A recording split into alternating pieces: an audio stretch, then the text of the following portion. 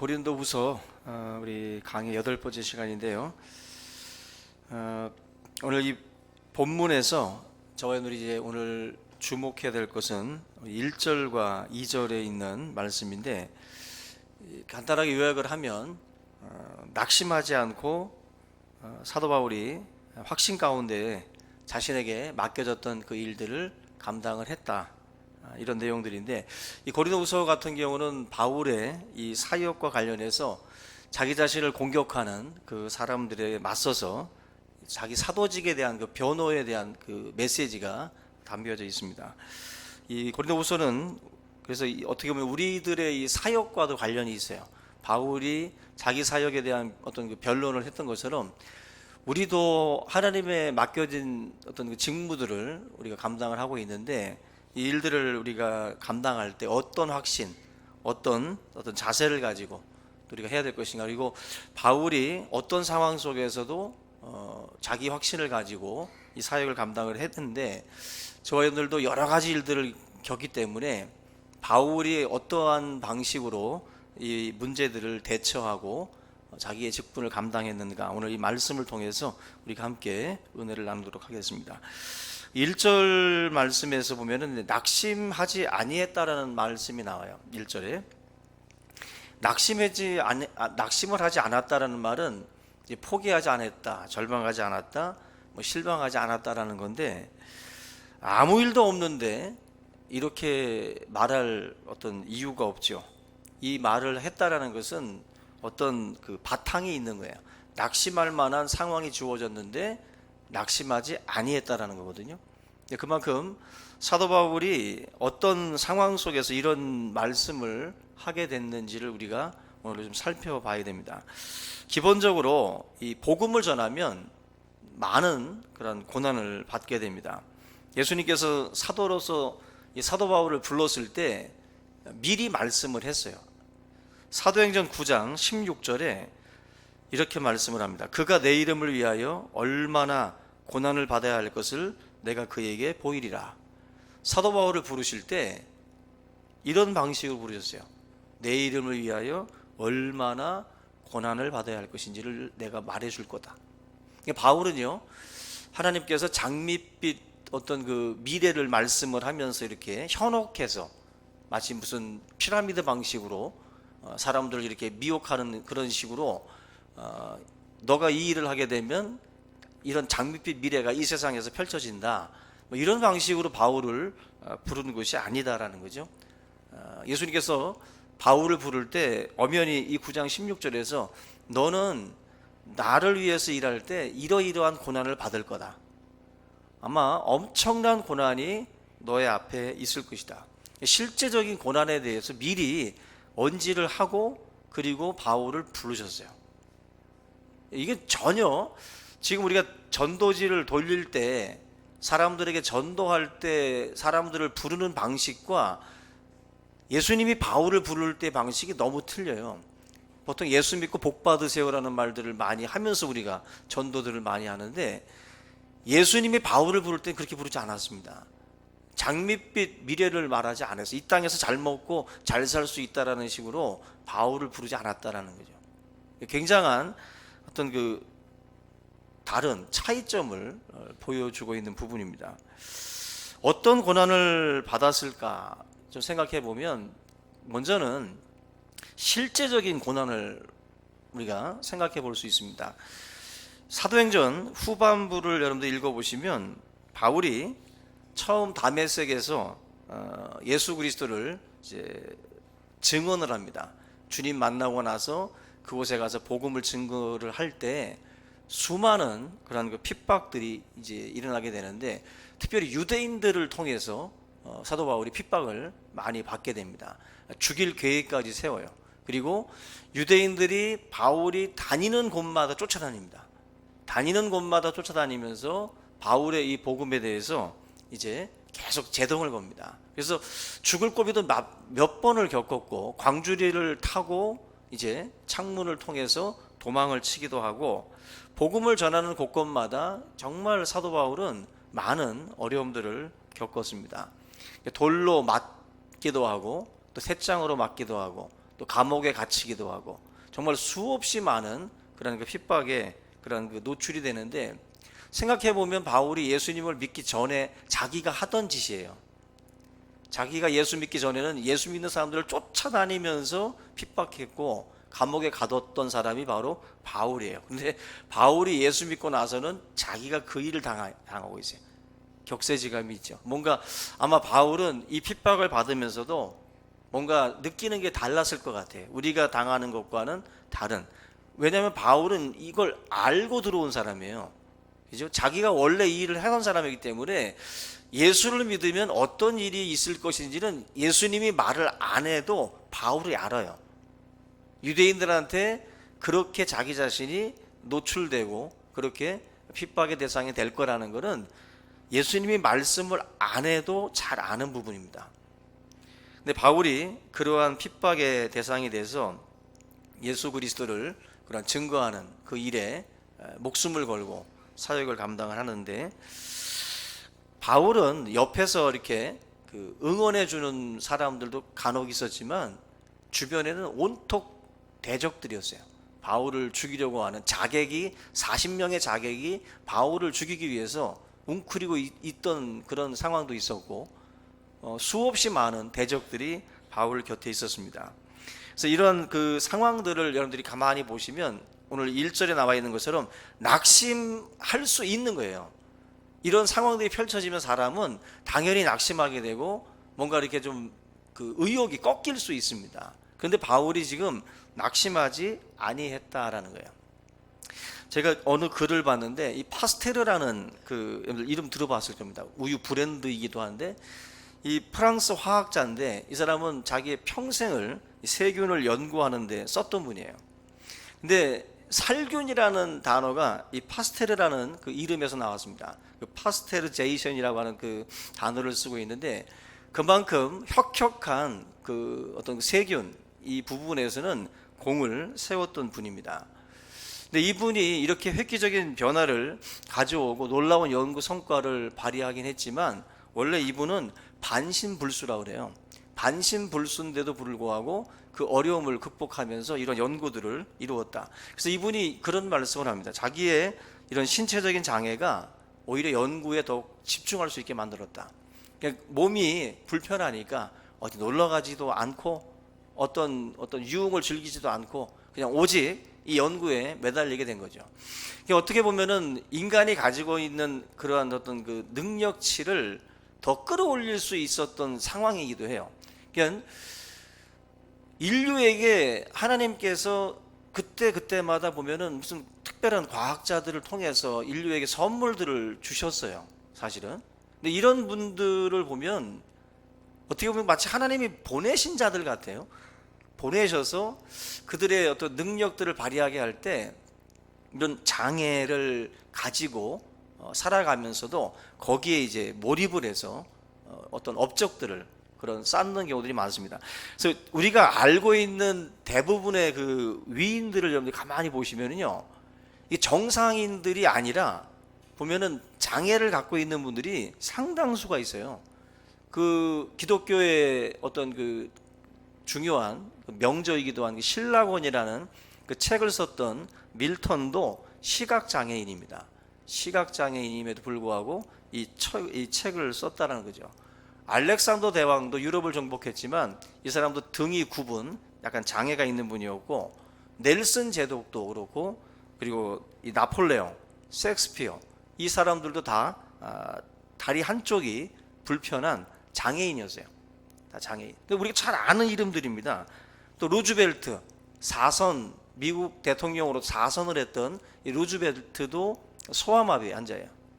소아마비 다리를 절던 사람입니다. 종교개혁자 칼빈도, 이 사람은 종합병원으로 불려진 사람이에요. 칼빈은.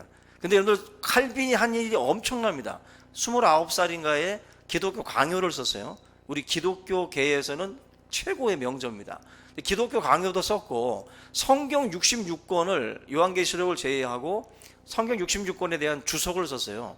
여러분 이거 책을 정말 이게 읽기도 힘든 건데 이 66권이라고 하는 이 성경의 이 책을 주석을 하는 그 귀한 사역을 감당을 합니다. 이게 다 건강한 사람이 한 게 아니에요. 건강한 사람이 한 게 아니라 몸이 아파서 낙심할 수 있는 사람들이에요. 몸이 아파가지고 나는 이제 뭐 끝났다. 나는 참 다른 사람들에 비해서 너무나도 지금 불리하다. 이렇게 충분히 생각할 수 있는 분들이 오히려 인류 역사 속에 엄청난 어떤 그 선물들을 주고 떠났어요. 뭐 베토벤도 뭐 귀가 안 들렸잖아요. 에디슨도 마찬가지고. 그러니까 우리가 알고 있는 수많은 위인들을 보면은요, 오히려 낙심할 수 있는 상황들이었다라는 거예요. 낙심할 수 있는 상황. 그런데 낙심하지 않고 그것을 뛰어넘으신 분들이에요. 근데 바울도 흔히들 학자들은 간질 환자로 봅니다. 간질이 있는 환자로 봐요. 이 열악한 어떤 그 환경과 건강상의 문제가 있었던 사도 바울이 성경 13권을 썼습니다. 27권의 신약 성경 중에 13권을 사도 바울이 썼어요. 내 능력이 약한 데서 온전하여진다라고 말씀을 합니다. 바울은 오히려 자기가 약함으로 인해서 이런 어떤 그 질병이나 이런 걸 통해서 하나님이 나를 더 사용하신다. 더 은혜롭게 사용하신다. 나를 교만하지 않도록 하기 위해서 하나님이 이러한 간질이라든지 이런 질병을 통해서 나를 제어하시면서 다른 사람들은 다 고치는데 바울이 정작 자기는 못 고쳐요. 그러면서 그 약함을 가지고 하나님의 사역을 감당을 합니다. 누가 이런 분들을 보고서 장애인이다 비하하고 누가 이런 사람들을 손가락질할 수가 있겠어요? 우리가 그런 생각을 하셔야 돼요. 남들과 우리가 다른 어떤 약함이 있어요.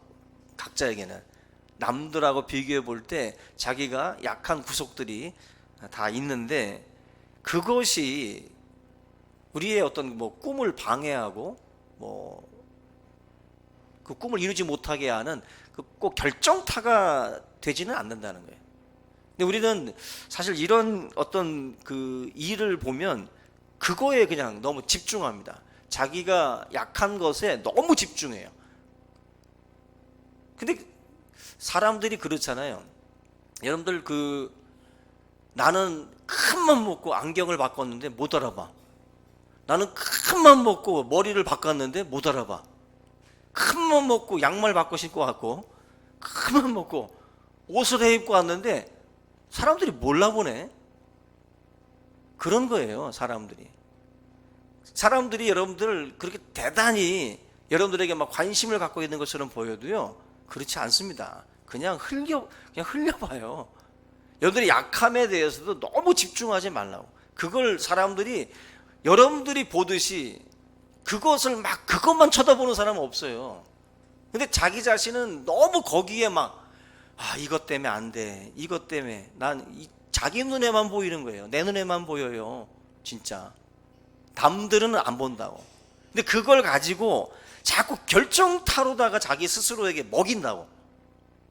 그게 낙심케 하는 원인이 되잖아요. 바울은 사실 많은 그런 아픔들이 있었던 사람입니다. 그런 환경적으로 또 건강상으로 문제가 많았던 거예요. 그럼에도 불구하고 사도 바울이 말씀을 합니다. 낙심하지 아니했다. 낙심하지 아니했다. 닭들은 큰 바람이 불면 자기 날개 속에 머리 집어넣고 숨는다고 그러죠. 그죠? 그런 환경이 몰아칠 때 움츠려드는 거예요. 움츠려드는 거예요. 독수리처럼 우리는 사실은 그걸 뚫고 나가야 되는데 많은 사람들이 움츠립니다. 움츠려요. 저와 여러분들이 사도 바울의 이 삶을 보면서 그렇게 생각을 하셔야 돼요. 우리에게 주어진 시련은 저주가 아니에요. 근데 이 어리석은 사람들은 시련을 만날 때 그게 저주라고 생각을 해요. 그게 저주라고 생각을 하고 거기에 묶여버려요. 그리고 막 움츠려듭니다. 바울은 충분히 움츠려들 수 있는 사람이었어요. 그런데도 1절에서 말씀합니다. 낙심하지 아니했다. 낙심하지 아니했다. 결국 환경적으로 이런 상황이었지만 바울은 낙심하지 아니했다. 두 번째는 대적의 비난이 있었어요. 수많은 대적들이 바울을 비난했습니다. 이유는 사도 바울의 사도직에 대한 거예요. 예수님과 함께 공생의 기간에 함께 지냈던 사람들이 바로 사도들이에요. 주님의 그 죽으심과 주님의 부활을 목격했던 사람들이 바로 12사도들인데 너는 사도가 아니라는 거죠. 너는 사도가 아니다. 근데 예수님께서 너를 내가 이방인의 사도로 세웠다라고 말씀을 했어요.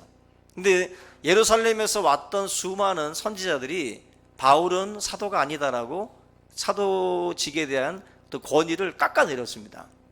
여기에 대해서 사도 바울이 이 고린도후서에서 이제 변론을 펼치는 거예요. 그래서 바울에 대해서 음해를 하고, 바울은 글로서 만날 때는 사람이 괜찮지만 직접 만나보면 별것 아니다, 이런 식으로 비난도 많이 했고, 자신이 하지 않은 일을 자신이 한 것처럼 자랑하는 그런 사람이다라고, 교만한 사람이다, 한마디로 되먹지 않은 사람이라고 이 수많은 거짓 선지자들이 나타나서 바울을 음해를 했습니다.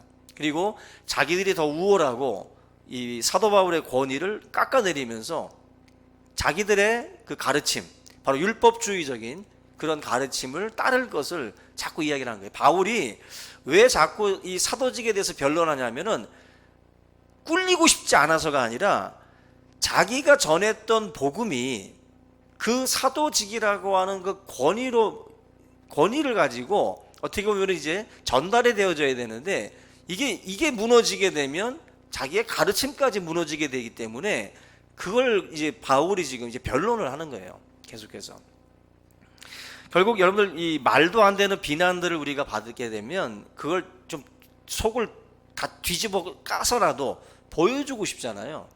바울이 지금 그런 심정입니다. 수많은 비난들을 듣고 있었기 때문에 뭔가 인간적인 측면에서는 낙심할 수 있는 그런 상황이었다. 이걸 여러분들 요즘 상황으로 여러분들이 좀 이해를 해보시면 마치 사도 바울 관련 기사에 악성 댓글이 달린 거라고 보시면 돼요. 그러니까 바울이 이제 관련돼서 아주 좋은 기사가 떴지만 그 댓글들이 막 악의적이고 왜곡된 댓글들이 막 올라가는 거죠. 수만의 사람들이 사도 바울을 이제 음해하는 거예요. 악의적인 글이 재생산되고 가공돼 가지고 사람들에게 입에서 입으로 계속해서 전달된다라고 보시면 돼요. 이런 상황에서 사도 바울이 지금 이걸 어떻게 하든지 뭔가 자신의 권위를 이제 세워야 되는 거거든요. 권위를 세워야만이 이 거짓된 말들이 이 공간에 떠도는 이 말들이 어떻게 보면 이제 힘을 잃게 되는 거기 때문에 요즘에 이 댓글 공간에서 얼마나 더러운 말들, 그죠? 사람을 죽이는 말들이 얼마나 많이 돌아다니는지 몰라요. 악플이라고 그러잖아요. 악플. 성도 중에도 인터넷 글에다가 악플 다는 분들이 있을까 두렵습니다. 하나님 앞에 그 올바르지 않은 거죠. 그래서 이번에 그 기사에 났잖아요. 그 누굽니까? 카카오 여민수 대표가 지난 금요일입니다. 25일 날 다음 그 포털 다음 연예뉴스 댓글을 이제 잠정 폐지한다라고 선언했어요. 정치 기사는 아직까지는 이제 놔두는데 연예 기사에다가 이제 댓글 다는 거는 이제 잠정 폐지하겠다. 왜냐하면은 수많은 연예인들 그 기사가 이제 실려지면 그 밑에다가 그냥 막 얼마나 욕을 하는, 특히 여자 연예인들은 거의 그냥 죽이는 거예요. 그냥 막 죽어라. 댓글들을 그렇게 답니다. 그 피해가 얼마 전에도 있었잖아요. 여자 연예인이 자살을 하고. 그 다 악성 댓글들이 상처를 주는 거거든요. 제가 언젠가도 말씀드린 것처럼 우리 교회 밴드에 여러분들 이름을 거론하고 우리 교인 10명만 악성 댓글 달아보세요. 그분 일주일 동안 잠 못 잡니다. 그죠? 나를 인신 공격하는 글이 만약에 그 인터넷상에 올라간다? 그 자살한 사람은요, 인기가 없는 사람이 아니었어요. 수많은 사람들이 자기를 좋아했습니다. 그런데도 몇 명의 악성 댓글이 그 사람을 죽여요.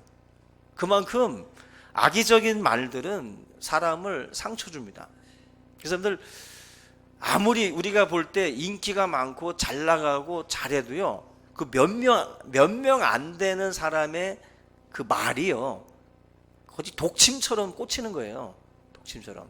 좋은 말들은 이제 안 들립니다. 나쁜 소리들만 들리는 거예요. 지금 이 바울을 우리가 인간적인 면에서 생각해 보면 맞아 터지지, 죽을 꼬비기 없지, 수많은 어려움들을 겪는 데다가 사람들이 악성 그런 그 말들을 하고 있다라고 생각을 해보세요. 얼마나 이게 다운됩니까? 우리가 뭔가 의욕적으로 하다가도 누가 초치는 소리 한번 딱 던지면 의욕이 딱 꺾이거든요, 사람은. 그래서 말 한마디에 이 계획이 다 틀어질 수도 있어요. 이 바울도 그렇게 보시면 이 사람도 정말 힘들었겠다라는 생각을 가질 수 있어요. 사방으로 악의적인 그런 그 사람들이 포진했기 때문에 힘들다는 거죠. 근데 이게 지금 바울이 복음을 따라서 복음 전하는 삶, 부르심에 합당한 삶을 살았기 때문에 이런 일들이 벌어지고 있는 거예요. 바울이 만약에 합당하게 살지 않았다면 다 피해갈 수 있는 일들입니다. 이 일은 자기가 잠정 중지하면 다 사라질 일들이에요. 복음만 안전하면 지금 일어나고 있는 모든 비난과 어려움들은 다 그칩니다. 그러니까 바울이 지금 어떤 하나님의 일을 대적하다가 지금 이렇게 어려움을 겪는 게 아니라 올바른 길을 가고 있음에도 불구하고 이런 어려움들이 왔던 거예요. 그렇기 때문에 인간적으로 보면은 낙심할 수 있는 상황이었다는 거죠. 그런데 바울이 낙심하지 아니했다. 결론적으로 이게 지금 그러면 바울이 왜 이 상황에서도 낙심하지 않았느냐는 거죠. 첫째가 이 직분에 대한 확신이 있어요. 이 직분. 그러니까 우리가 지난주에 살펴봤던 것처럼 이 바울이 감당하는 직분은 의의 직분입니다. 의의 직분. 그리고 새 언약의 일꾼, 새 언약의 직분이에요.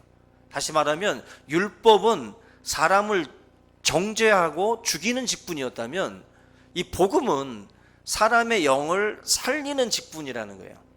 자기 자신이 지금 감당하고 있는 이 직분은 어둠에 있는 백성들을 하나님의 영광 가운데로 인도하는 그런 가슴 벅찬 그런 일이기 때문에 그 직분에 대한 어떤 그 생각이 바울로 하여금 이 낙심의 상황들을 이기게 만드는 거예요. 내가 하고 있는 일이 이렇게 보람된 일이다. 정죄의 직분도 아니고 사람을 살리는 직분이기 때문에 나는 이 상황 속에서도 낙심하지 않는다는 거예요. 낙심하지 않는다. 여러분들 하나님의 일을 하시다가 낙심된 일을 만났을 때마다 바울의 이 직분에 대한 확신을 여러분들도 가지셔야 돼요. 우리가 감당하고 있는 그 직분이 어떤 직인가를 생각을 하고 어려움이 올 때마다 여러분들이 잘 감당하시기를 바랍니다. 고난 때문에 이 영광을 포기한다는 것은 어리석다. 그게 바울의 결론이거든요. 여러분들도 어려움을 만나겠지만 그 영광, 주님께서 우리들에게 주실 그 영광을 바라보면서 이 직분을 여러분들이 이제 봐야 된다는 거죠. 이 직분이라는 것은요, 받은 것이에요. 내가 선택한 게 아니라 받은 것입니다. 하나님이 우리를 지명하여 불러서 주신 직분이에요. 그래서 이 직분은 다른 것과 다릅니다. 그래서 바울은 내가 선택한 것이 아니기 때문에 내가 포기하는 것도 아니에요. 내가 마음대로 포기하고 내가 마음대로 버리는 게 아니라 이 직분은 하나님께서 나를 부르신 거예요.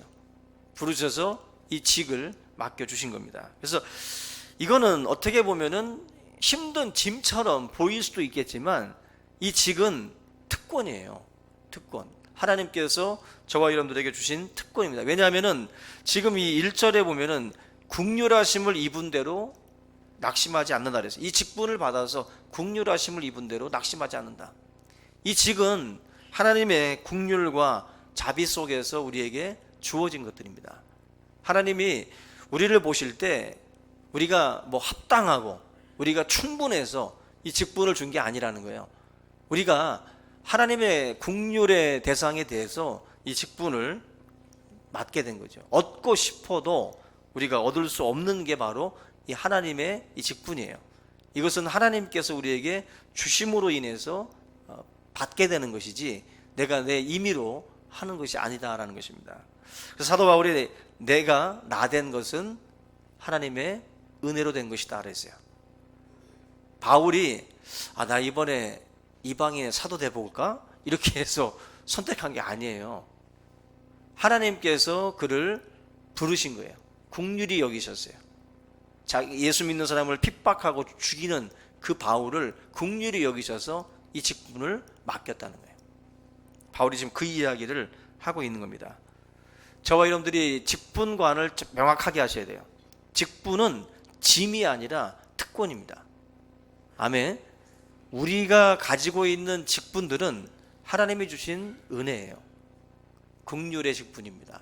그 직분들을 저와 여러분들이 잘 감당할 수 있기를 바랍니다. 하나님께서 예비하신 사람에게 주어지는 자리예요. 예비하신 자리. 출애굽기 4장 13절에 보면은 모세는 하나님이 주시는 그 직분을 거절했어요. 보낼 만한 자를 보내소서. 다시 말하면 나는 부족합니다. 합당한 사람을 찾아서 그 사람 보내라고 모세가 거부했어요. 그때 하나님께서 돌아섰습니까? 돌아서지 않았어요. 끝까지 모세를 세웠습니다. 리더로 세웠고 이스라엘 백성을 출애굽시켰어요. 이게 뭘 말하냐면은 직분은 감당할 수 있는 능력이 있는 사람에게 주는 게 아니에요. 보낼 만한 자를 보내라고 우리들은 말하지만 그게 아닙니다. 감당할 수 있는 사람이 직분을 감당하는 게 아니에요. 그렇게 생각하시면 착각입니다. 우리는 지금 감당할 수 있으니까 이거 지금 하고 있는 거 아니에요. 성가대, 선교단, 또 장로직, 집사직 다 감당할 수 있으니까 이게 지금 우리가 보낼 만하기 때문에 감당할 수 있기 때문에 우리가 하는 게 아닙니다. 그렇게 생각하면 착각이에요.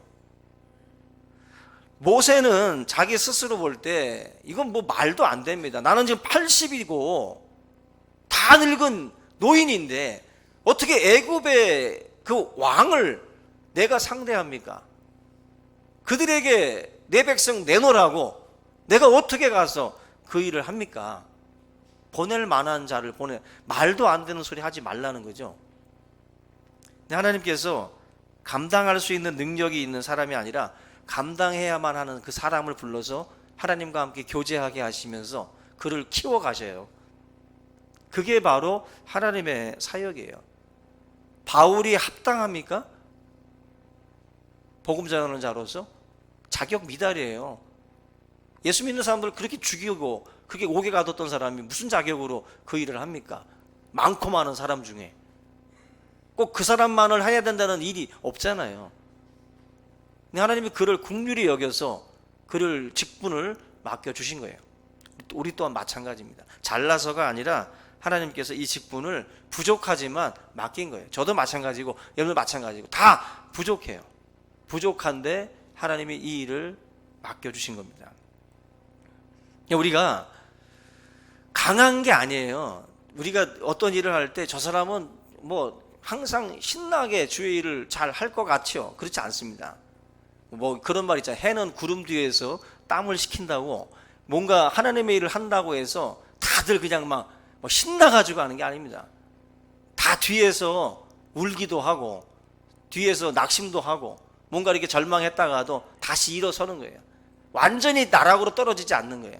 다시 주섬섬 옷을 입고 뭔가 주의 일을 또 감당하는 그런 힘을 주님이 또 주시니까 또 그 일을 감당하는 거지 뭐 충분히 감당할 마다 하다 그게 절대로 그렇지 않습니다. 바울이 바로 그런 일을 하고 있는 거예요. 그런 일.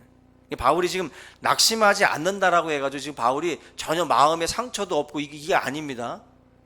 완전히 그 정말 말 그대로 추락하지 않은 거예요. 바울은 이 상황에서 다시 극복하고 일어나고 했다라는 것입니다.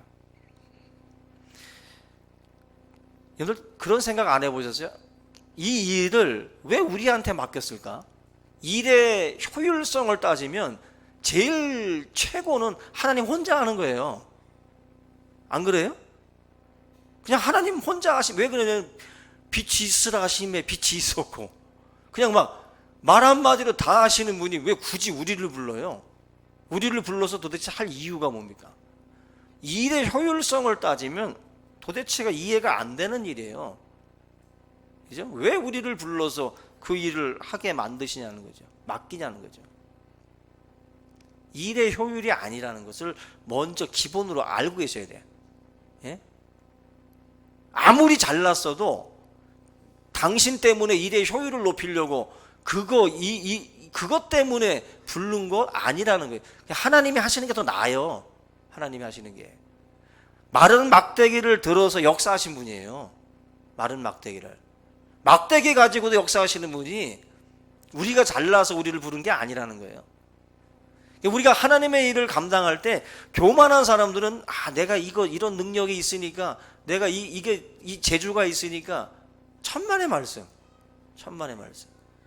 하나님께서 하시고자 하시면 돌을 들어서도, 그죠? 또 막대기를 들어서도 다 역사하시는 거예요. 우리가 하나님의 어떤 이 영광스러운 이런 직분들을 바라보면서 저희 여러분들이 다시 한번 생각하셔야 됩니다. 다시 한번 이 직분에 대해서 우리가 감사와 찬송과 영광을 돌릴 줄 알아야 돼요.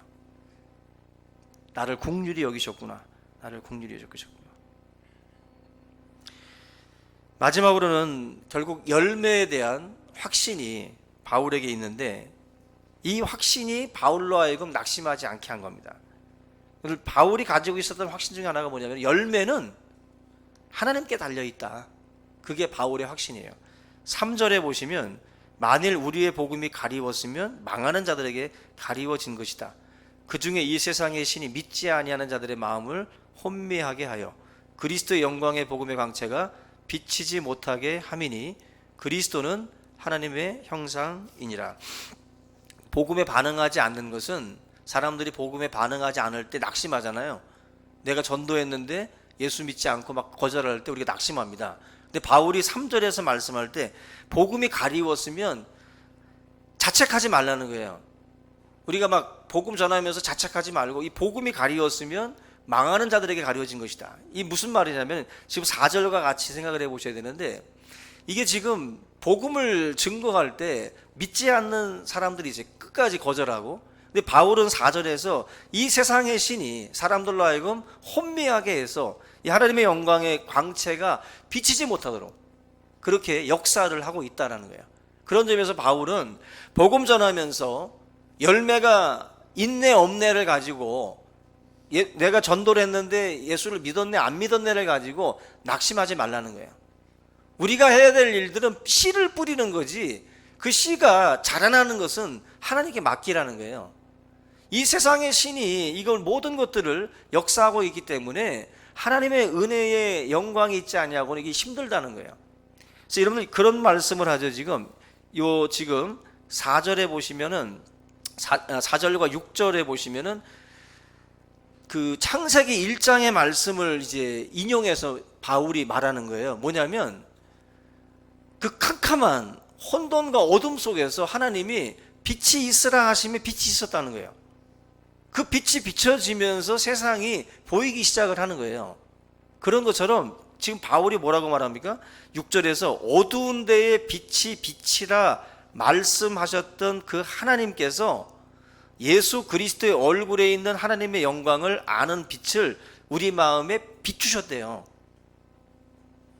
아멘?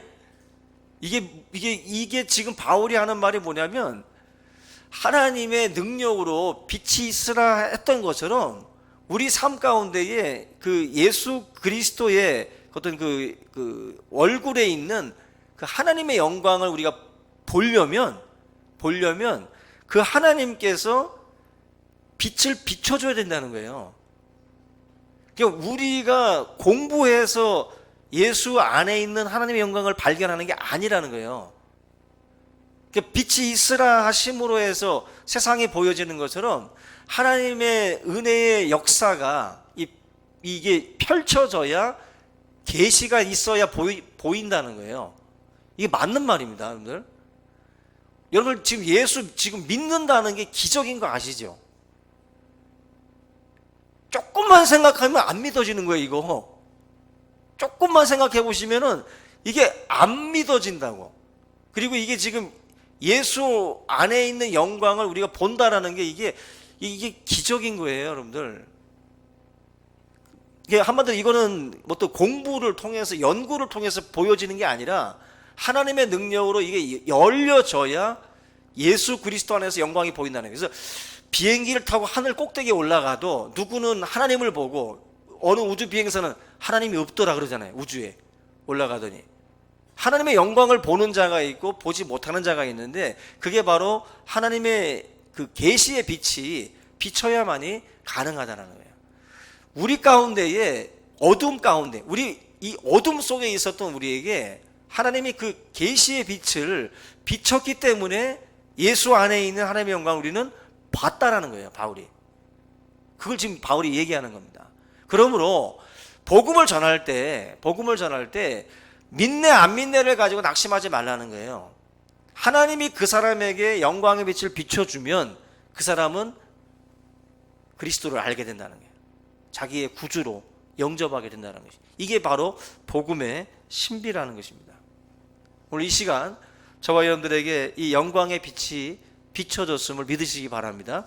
이 빛을 통해서 예수 그리스도를 나의 구주와 주님으로 우리가 믿고 따라가고 있는 거예요.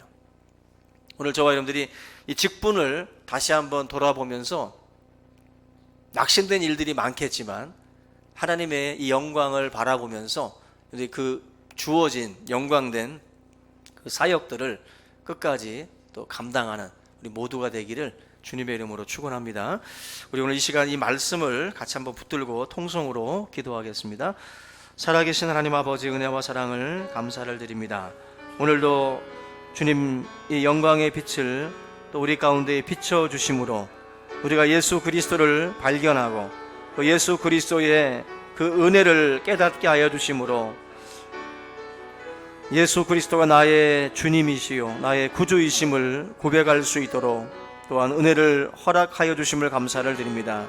하나님의 긍휼과 하나님의 자비가 우리 가운데 임함으로 우리에게 아버지 하나님 이 놀라운 역사가 펼쳐졌음을 깨닫게 하시고, 하나님의 긍휼과 이 자비하심을 통해서 우리가 깨달아 알게 되는 이 복음의 진리들을 다시 한번 붙들고 승리하는 하나님의 백성들 되게 하여 주시옵소서.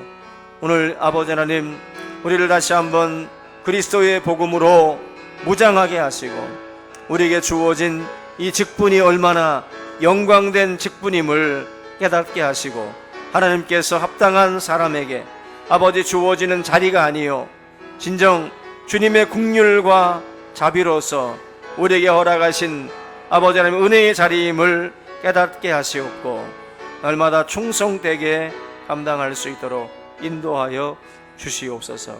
감사합니다.